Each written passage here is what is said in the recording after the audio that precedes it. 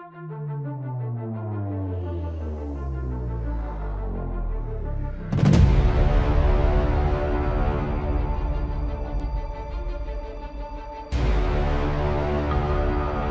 Queen Elizabeth left Portsmouth on March 5 as she headed for the Rosyth drydock, Fife, to carry out repairs. The 65,000-ton aircraft carrier sailed under the Forth Bridge weeks later, after stopping off at Glen Mallan to unload munitions. Her crew were originally preparing to take part in Exercise Steadfast Defender, NATO's largest operation since the Cold War. A faulty coupling on the starboard propeller shaft threw a spanner in the works to those plans, stopping her from going to the North Sea and working alongside Allied warships and other units, as well as Exercise Joint Warrior. IT was identified during pre-sailing checks. Her sister ship, HMS Prince of Wales, took her place. The malfunction brought ire from some politicians and former top brass at the time. Lord Allen West of Spithead, a former First Sea Lord, made claims in Parliament on February 12 after HMS Queen Elizabeth's fault and HMS Prince of Wales deployment delay. He said, "I am very concerned about the initial problem the Prince of Wales had almost 2 years ago with the shaft misalignment. Can the minister say how are we going to get some payment from the people who built the ship?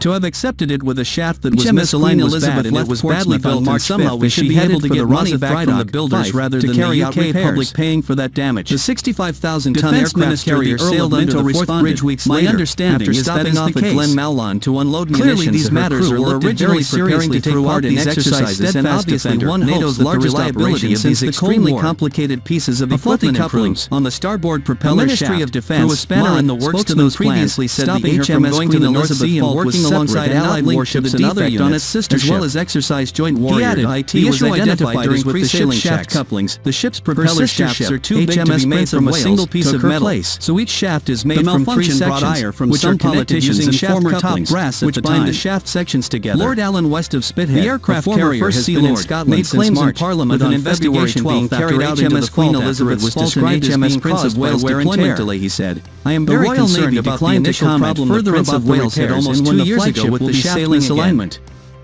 Can the minister say how are we going to get some payment from the people who built the ship? To have accepted it with a shaft that was misaligned was bad and it was badly built and somehow we should be able to get money back from the builders rather than the UK public paying for that damage." Defence Minister the Earl of Minto responded, "My understanding is that is the case. Clearly these matters are looked at very seriously throughout these exercises and obviously one hopes that the reliability of these extremely complicated pieces of equipment improves."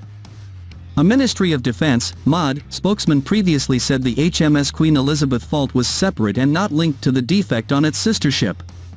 He added, "The issue identified is with the ship's shaft couplings. The ship's propeller shafts are too big to be made from a single piece of metal, so each shaft is made from 3 sections, which are connected using shaft couplings, which bind the shaft sections together."